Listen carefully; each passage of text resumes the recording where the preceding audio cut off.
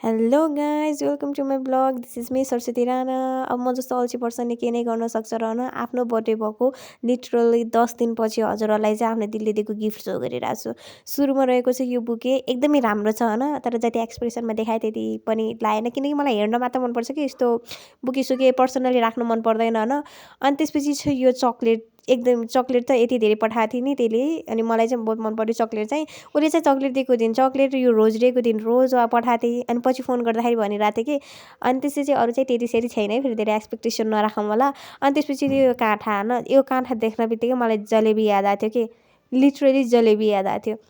अनि त्यसपछि थियो एउटा लकेट थियो होइन, अनि मलाई यो लकेट एकदम मन पर्यो कि एकदम मन पर्यो।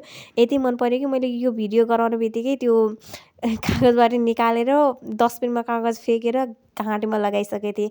अब चाहिँ हजुरलाई देखाउन गइरहेको छु गिफ्टको सबैभन्दा मेरो फेभरेट पार्ट। ना हल्का सस्पेन्स है, ना एकदमै मन परेको गाइज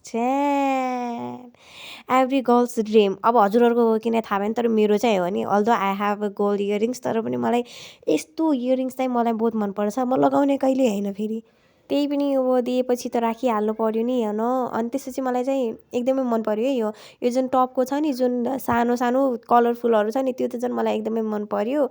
अब यति नै हो गाइज। यदि हजुरहरूलाई मन पऱ्यो भने म अर्को गिफ्टवाला पार्ट पनि हाल्छु, जहाँ मैले आफ्नो ड्याडीले र अङ्कलले दिएको गिफ्टहरू सो गरेको छु होइन, धेरै दिन भइसकेपछि पनि। यदि हजुरलाई मन परेछ भने please subscribe and like the video. अनि यस्तै यस्तै मिनी ब्लगहरू ल्याउँछु यदि हजुरहरूले लाइक र सब्सक्राइब गर्नुभयो भने। Bye bye, see you in the next mini blog.